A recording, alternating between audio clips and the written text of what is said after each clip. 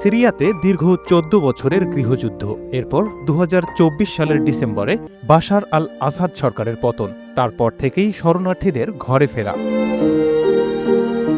মাজেদ হাবিব, যিনি গত ৭ বছর ধরে তুর্কিতে বসবাস করছিলেন, এখন স্বপ্ন দেখছেন এই বিধ্বস্ত নগরীতে মাথা গোঁজার। হাবিব বলেন, বিদেশে থাকাকালীন আমার যে বিলাসবহুল জীবন ছিল তা এখন আমার কাছে অর্থহীন। যদিও এখানে অনেক সমস্যার সম্মুখীন হচ্ছি, তবুও নিজ ভূমিতে ফিরে আসার আনন্দই আলাদা। এটা ভেবে ভালো লাগছে যে আমি আর প্রবাসী নই।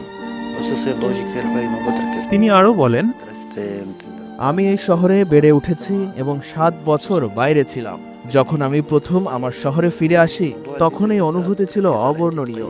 এখানে এসে আমার স্কুল, বন্ধু বান্ধবের কথা মনে পড়ছিল। যুদ্ধের সময় মাজেদ হাবিবের বাড়ি ব্যাপক ক্ষতিগ্রস্ত হয়। তার কাছে থাকা সামান্য অর্থ দিয়ে এটি মেরামত শুরু করেন। হাবিব বলেন, আমি ডিজেল ইঞ্জিনের মেকানিক হিসাবে কাজ করি। আমি যে বাসে অবস্থান করছিলাম সেখানে এক বিস্ফোরণে আহত হই। আমি এবং আরও একজন ছাড়া বাসের ভিতরে থাকা সকলেই মারা যান। চাকরি হারানোর পর হাবিব স্থানীয় একজন স্বেচ্ছাসেবক হিসেবে কাজ শুরু করেন। বিভিন্ন পরিষেবা উন্নত করতে সাহায্য করেন। কষ্ট সত্ত্বেও হাবিব শরণার্থীদের ফিরে আসার আহ্বান জানিয়েছেন। হাবিব বলেন, আমি আশা করি সমস্ত সিরিয়ান শরণার্থী ফিরে আসবে। আমাদের দেশ তাদের জন্য অপেক্ষা করছে। বাড়ির চেয়ে ভালো আর কোনো জায়গা নেই।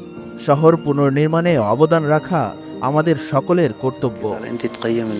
হাবিবের গল্পটি বছরের পর বছর নির্বাসিত লক্ষ লক্ষ সিরিয়ান শরণার্থীর সংগ্রামকে প্রতিফলিত করে। জাতিসংঘের শরণার্থী সংস্থার মতে সিরিয়া বিশ্বের বৃহত্তম বাস্তুচ্যুতি সংকটগুলোর মধ্যে অন্যতম, যেখানে ৬.১ মিলিয়নেরও বেশি মানুষ এখনও শরণার্থী হিসেবে বসবাস করছে, অনেকে অভ্যন্তরীণভাবেও বাস্তুচ্যুত।